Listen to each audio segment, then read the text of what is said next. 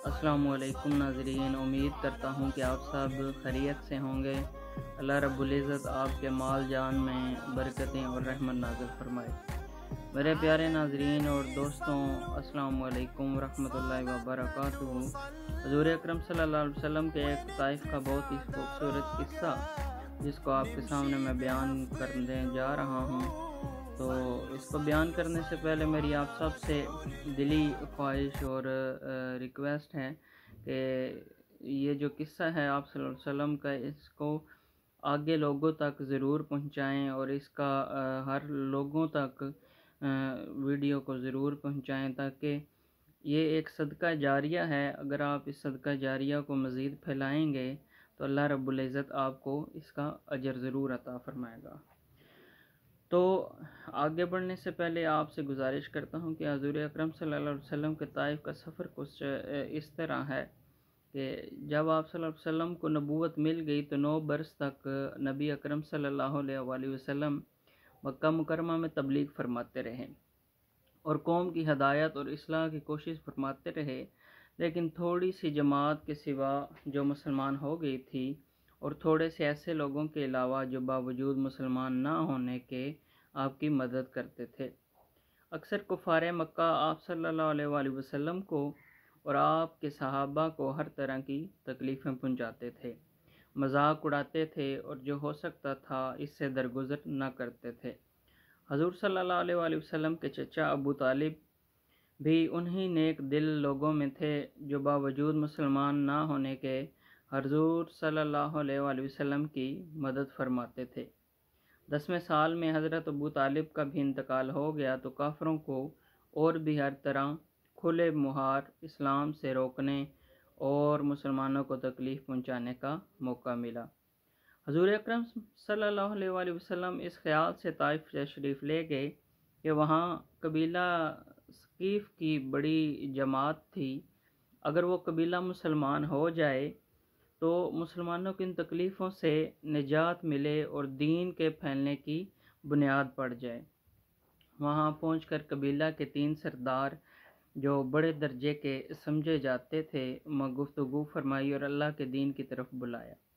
अल्लाह के रसूल के यानी अपनी मदद की तरफ मुतवज्जा किया, मगर उन लोगों ने बजाय इसके कि दीन की बात कबूल करते साफ जवाब दे दिया और नहायत बेरुखी और बद इखलाकी से पेश आए। उन लोगों ने यह भी गवारा न किया कि आप सल्लल्लाहु अलैहि वसल्लम यहाँ क़याम फरमा लें। जिन लोगों को सरदार समझकर बात की थी वो शरीफ होंगे और महज़्ज़ब गुफ्तगू करेंगे।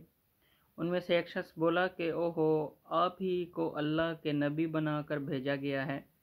दूसरा बोला कि अल्लाह को तुम्हारे सिवा कोई और मिलता ही नहीं था, नाउज़ुबिल्लाह, जिसको रसूल बनाकर भेजते। तीसरे ने कहा कि मैं तुझसे बात करना नहीं चाहता, इसलिए कि अगर तू वाकई नबी है जैसा कि दावा है तो तेरी बात से इनकार कर देना मुसीबत से खाली नहीं, और अगर तू झूठा है तो मैं ऐसे शख्स से बात करना नहीं चाहता। इसके बाद उन लोगों से नाउम्मीद होकर हजूर अकरम सल्लल्लाहु अलैहि वसल्लम ने और लोगों से बात करने का इरादा फरमाया कि आप सल्लल्लाहु अलैहि वसल्लम तो हिम्मत और इस्तक़लाल के पहाड़ थे, मगर किसी ने भी कबूल ना किया, बल्कि बजाय कबूल करने के हजूर सल्लल्लाहु अलैहि वसल्लम से कहा कि हमारे शहर से फ़ौरन निकल जाओ और जहाँ तुम्हारी चाहत की जगह हो वहाँ चले जाओ। हजूर अकरम सल्लल्लाहु अलैहि वसल्लम जब उनसे बिल्कुल मायूस होकर वापस होने लगे तो उन लोगों ने शहर के लड़कों को पीछे लगा दिया और आप सल्लल्लाहु अलैहि वसल्लम का मजाक उड़ाएं, तालियां पीटें, पत्थर मारें, हत्ता कि आप सल्लल्लाहु अलैहि वसल्लम के दोनों जूते खून के जारी होने से रंगीन हो गए। हजूर अक़दस सल्लल्लाहु अलैहि वसल्लम इसी हालत में वापस हुए। जब रास्ता में एक जगह इन शरीरों से इत्मीनान हुआ तो हजूर सल्लल्लाहु अलैहि वसल्लम ने यह दुआ मांगी। इसका तर्जुमा है कि ए अल्लाह, तुझी से शिकायत करता हूँ अपनी कमज़ोरी और बेकसी की और लोगों में ज़िल्लत और रुसवाई की। ए अरहमर राहिमीन, तू ही ज़ुअफ़ा का रब है और तू ही मेरा परवरदिगार है। तू मुझे किसके हवाले करता है? किसी अजनबी बेगाना के जो मुझे देखकर तरश रूह हो जाता है और मुंह चढ़ाता है, या कि किसी दुश्मन के जिसको तूने मुझ पर काबू दे दिया। ऐ अल्लाह, اگر تو مجھ سے ناراض نہیں ہے تو مجھے کسی کی بھی پرواہ نہیں ہے، تیری حفاظت مجھے کافی ہے۔ میں تیرے چہرہ کے اس نور کے طفیل جس سے تمام اندھیریاں روشن ہو گئیں اور جس نے سے دنیا اور آخرت کے سارے کام درست ہو جاتے ہیں، اس بات سے پناہ مانگتا ہوں کہ مجھ پر تیرا غصہ ہو یا تو مجھ سے ناراض ہو۔ تیری ناراضگی کا اس وقت تک دور کرنا ضروری ہے جب تک تو راضی نہ ہو۔ نہ تیرے سوا کوئی طاقت ہے نہ قوت۔ تو ناظرین، مالک الملک کی شان قہاری کو اس پر جوش آنا ہی تھا کہ حضرت جبرائیل علیہ السلام نے آ کر سلام کیا اور عرض کی کہ اللہ تعالیٰ نے آپ کو قوم کی وہ گفتگو جو آپ سے ہوئی سنی اور ان کے جوابات سنے، اور ایک فرشتہ کو جس کے متعلق پہاڑوں کی خدمت ہے آپ کے پاس بھیجا کہ آپ جو چاہیں اس کو حکم دیں۔ ناظرین، اس کے بعد اس فرشتہ نے سلام کیا اور عرض کیا کہ جو ارشاد ہو میں اس کی تعمیل کروں، اگر ارشاد ہو تو دونوں جانب کے پہاڑوں کو ملا دوں جس سے یہ سب درمیان میں کچل جائیں، اور جو سزا آپ تجویز فرمائیں۔ حضور صلی اللہ علیہ وآلہ وسلم کی رحیم و کریم ذات نے جواب دیا کہ میں اللہ سے اس کی امید رکھتا ہوں کہ اگر یہ مسلمان نہیں ہوئے تو ان کی اولاد میں سے ایسے لوگ پیدا ہوں جو اللہ کی پرستش کریں اور اسی کی عبادت کریں۔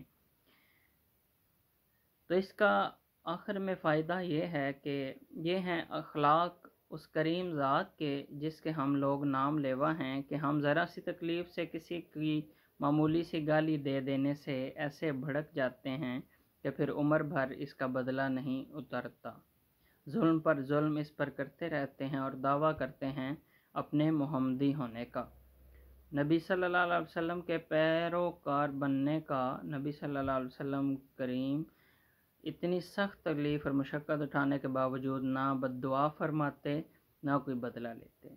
تو ناظرین، یہ حضور صلی اللہ علیہ وآلہ وسلم کی شان رحیمی تھی کہ آپ صلی اللہ علیہ وسلم پر پتھر برسائے گئے لیکن آپ صلی اللہ علیہ وآلہ وسلم کی ذات نے ان کا ذرا بھر بھی ان کو جو ہے وہ نقصان پہنچایا نہیں ہے۔ فرشتے آئے، کہا کہ یا رسول اللہ صلی اللہ علیہ وسلم ہمیں حکم دیں، ہم ان کو یہیں پر نیست و نابود کر دیں، لیکن آپ صلی اللہ علیہ وسلم رحمت للعالمین تھے، رحمت للعالمین تھے، جس کے صدقے آپ صلی اللہ علیہ وسلم نے اتنا بلند نبیوں میں مقام پیدا کیا۔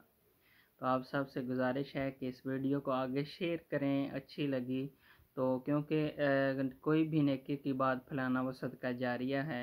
امید کرتا ہوں آپ ہمیشہ خوش رہیں گے۔ اللہ پاک آپ سب کی پریشانی اور تکلیفوں کو دور فرمائیں۔ جزاکم اللہ خیرہ۔ السلام علیکم ورحمۃ اللہ وبرکاتہ۔